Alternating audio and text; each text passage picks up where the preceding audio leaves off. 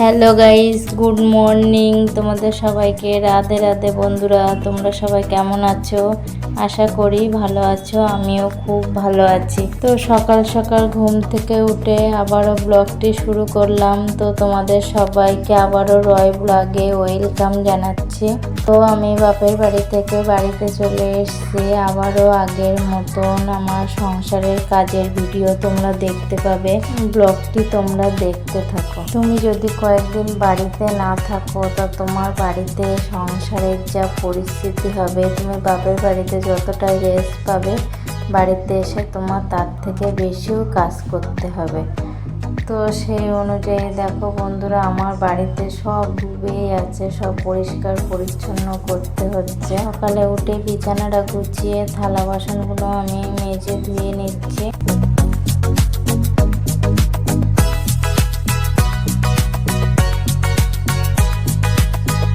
তারপরে ছেলেকে ব্রাশ করিয়ে দিলাম, নিজে একটু ব্রাশ করে নিলাম।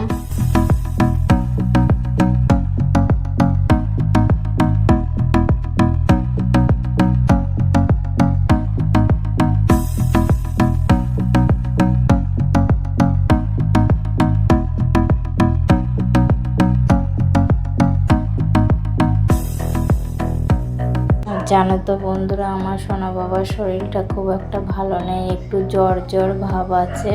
সেই জন্য খুবই দুষ্টুমি করছে, জ্বালাতন করছে, কাজ করতে দিচ্ছে না। ঘর বারান্দা রান্নাঘর সব মুছে পরিষ্কার করে নিলাম।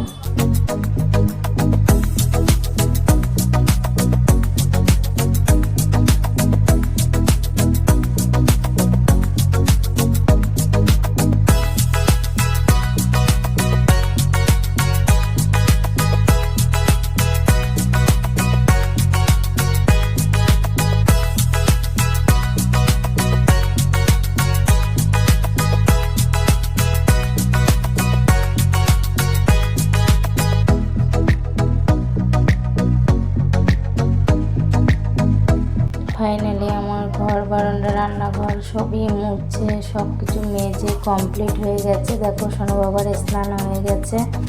আজ দুপুরের মেনুতে ছিল পনিরের তরকারি আর ঢেঁড়স আলু ভাজা।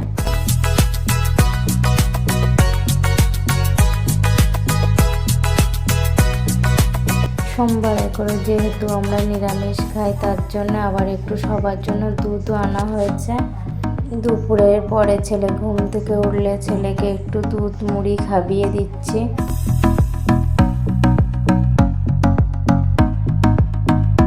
তো বন্ধুরা, আমার ব্লগ আজ এতটুকুই। আমার ব্লগগুলি তোমাদেরকে কেমন লাগে অবশ্যই কমেন্টে জানাবে। যদি ভালো লাগে অবশ্যই একটি লাইক শেয়ার করে দেবে। Good night, tata.